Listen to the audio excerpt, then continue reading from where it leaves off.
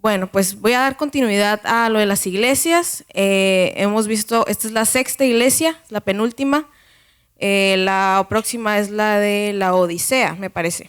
Bueno, a mí me tocó la iglesia de Filadelfia, no de los quesos, así se llama la iglesia.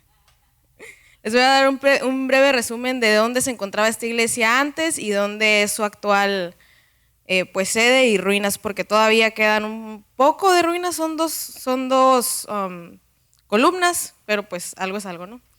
Esta Filadelfia era una ciudad relativamente joven, fundada en el año 189 a.C. Se encontraba a 56 kilómetros de Sardis y a 158 kilómetros de Esmirna, otras iglesias que ya vimos. Su ubicación actual sería en Alaseir, Turquía.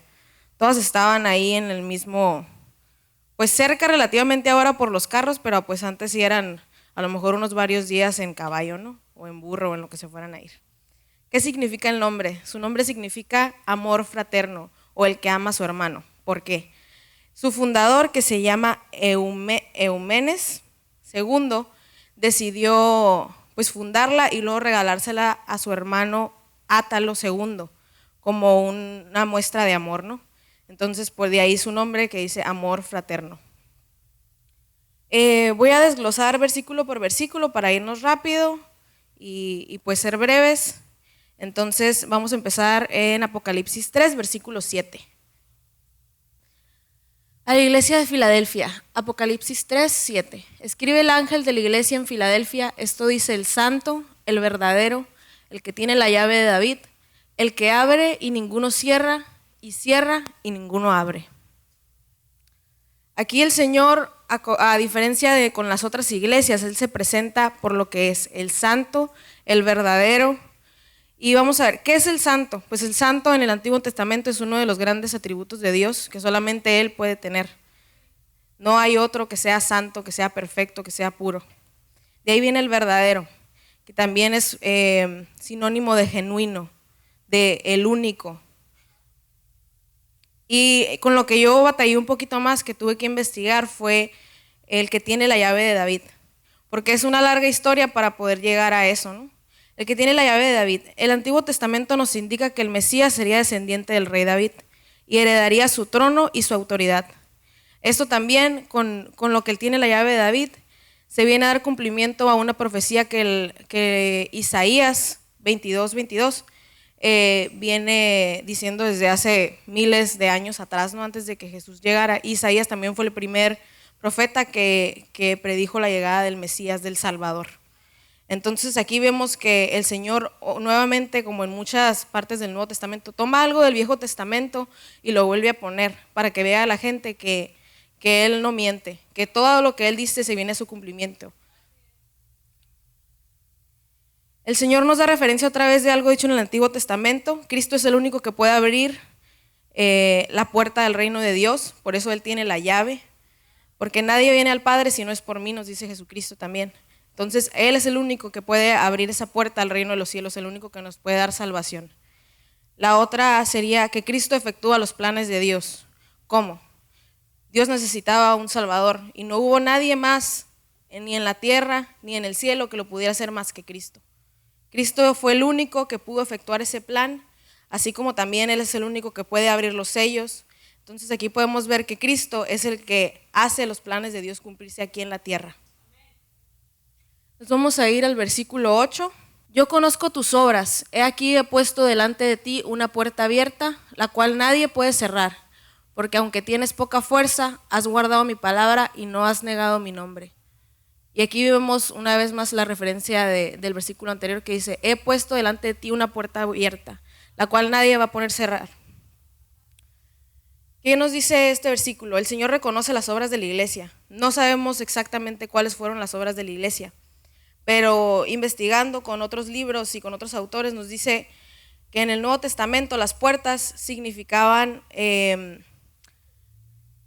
autoridad y también que ellos salían a predicar el evangelio. Pablo usa las puertas como esa metáfora. El Señor me abrió una puerta y yo pude hablarles. Si podemos poner 1 Corintios 16, 9. Les voy a poner 3 ejemplos rápidos de Pablo. porque se me ha abierto puerta grande y eficaz y muchos son los adversarios. Segunda de Corintios 2, del 12 al 13, por favor. Cuando llegué a Troas para predicar el evangelio de Cristo, aunque se me abrió puerta en el Señor, dale poquito para abajo, no tuve reposo en mi espíritu por no haber hallado a mi hermano Tito. Así despidiéndome de ellos, partí para Macedonia. Y el último en Hechos 14, 27, por favor. Y habiendo llegado y reunido a la iglesia, refirieron cuán grandes cosas había hecho Dios con ellos y cómo había abierto la puerta de la fe hacia los gentiles. ¿Quiénes son los gentiles? Los gentiles somos nosotros. Por lo tanto, la puerta puede referirse a la obra misionera que esta iglesia estaba llevando a cabo. ¿Cómo se dice? La referencia más cercana a la puerta que dice ahí. Y en este versículo también se muestran las cualidades de la iglesia, que son 3. Tienes poca fuerza. A lo mejor para nosotros eso no es una cualidad, pero nosotros tenemos que confiar en Dios y Él nos va a dar la fuerza para seguir adelante. Muy probablemente era una iglesia joven con pocos integrantes.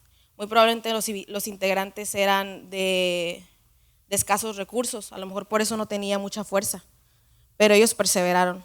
Dice, has guardado mi palabra. Nosotros sabemos que guardar su palabra, y más en esos tiempos, no era simplemente leerla aquí y ahí quedó, ¿no? Ellos eran perseguidos. Ellos eran perseguidos por todas partes. Y ellos aún así guardaron su palabra y lo más importante, no negaron su nombre. Y si el Señor pone ahí que ellos no negaron su nombre, quiere decir que ellos, a pesar de la prueba, a pesar de que fueron puestos a prueba, ellos no dijeron, el Señor no existe, Cristo no ha llegado. Porque ese era el pleito, ¿no? Los judíos que no eran cristianos todavía, que no eran convertidos, decían que el Mesías no había llegado. Entonces los que habían reconocido al Mesías eran perseguidos. Nos vamos ahí, y esto nos lleva también al versículo 9, Apocalipsis 3, 9. Aquí yo entrego de la sinagoga de Satanás a los que se dicen ser judíos y no lo son, sino que mienten. He aquí yo haré que vengan y se postren a tus pies y reconozcan que yo te he amado. ¿Quién es la sinagoga de Satanás? En esto, los judíos, como les comentaba antes, los judíos de raza que habían rechazado el evangelio de Cristo, pues perseguían a los cristianos, que a lo mejor también eran judíos de su misma raza, pero por ser cristianos ellos se daban el derecho de perseguirlos. Cuando los judíos se convertían al cristianismo y querían volver a entrar a una sinagoga, a ellos no se les permitía, según por apóstatas, porque en la sinagoga solamente se predicaba lo del Antiguo Testamento. Entonces, por eso Jesús los refiere a ellos como la sinagoga de Satanás, porque como ya sabemos, a Jesús no le agradaba para nada lo que se hablaba en esos lugares, porque los habían hecho tiendas, habían hecho el evangelio un negocio. Entonces, por eso se refiere que Él les va a entregar la sinagoga de Satanás a esos judíos a sus pies. Versículo 10 y 11. Por cuanto has guardado la palabra de mi paciencia, yo también te guardaré de la hora de la prueba, que ha de venir sobre el mundo entero, para probar a los que moran sobre la tierra. He aquí yo vengo pronto, retén lo que tienes, para que ninguno tome tu corona. Aquí voy a hacer una pequeña comparación. En la iglesia de Esmirna, el Señor les dice que Él va a meter a algunos a la cárcel y que los va a poner a prueba. Que la iglesia de Esmirna es la que más se le asemeja porque es a la única que también no se le tiene reprochas. A esta iglesia el Señor no le reprocha nada, el Señor la halaga y le dice que he visto tus buenas obras y que Él los va a guardar de la prueba. Eso también puede ser un mensaje que aplica a las iglesias de la hora, no solamente de Filadelfia, sino que a las iglesias que perseveremos, a las personas que perseveremos se nos va a dar la corona de justicia al final del camino, al final de correr la buena batalla de la fe. Entonces, a comparación de Esmirna, a Esmirna sí le dice, los voy a meter a la cárcel, los voy a poner a prueba, pero a ellos no les dice eso, a ellos les dice, por cuanto has guardado la palabra de mi paciencia, yo también te guardaré de la hora de la prueba. Por último, vamos a leer el 12 y el 13. Al que venciere, yo lo haré columna en el templo de mi Dios, y nunca más saldrá de allí, y escribiré sobre él el nombre de mi Dios, y el nombre de la ciudad de mi Dios, la nueva Jerusalén, la cual desciende del cielo de mi Dios y mi nombre nuevo. El que tiene oído, oiga lo que el Espíritu dice a las iglesias. Estas promesas no solamente aplican para Filadelfia, sino que nos aplican a nosotros. Nosotros tenemos que perseverar para lograr llegar a esa meta, llegar a terminar esta carrera de la fe con la cabeza en alto, para que cuando lleguemos allá no se nos diga que no nos conocen, sino que se nos abran las puertas y se nos den nuestros galardones por los que tantos hemos trabajado. Pero también para eso vamos a necesitar tal vez las cualidades que tiene esta iglesia de Filadelfia. Tener poca fuerza de nosotros, pero la demás fuerza que sea de Dios. Guardar su palabra, no solamente leerla, sino cumplirla y atesorarla en nuestro corazón. Y no negar su nombre cuando el tiempo llegue. Porque a lo mejor no nos toca una tribulación, pero negar su nombre también aplica cuando estás con tus amigos y ellos te preguntan, ¿pero por qué vas a la iglesia? Y tú les dices, ay, pues es que mi papá me obliga. Ahí estás negando el evangelio de Cristo, ahí estás negando lo que tú crees.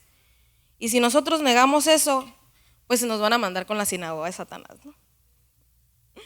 Una pequeña conclusión ya. Filadelfia representa la iglesia del avivamiento de los últimos tiempos. Una iglesia virtuosa, fiel, que limpia sus vestiduras y están preparados. Esa iglesia a la que todos debemos aspirar, estar siempre listos para recibir al Señor. Sería todo de mi parte. Muchas gracias.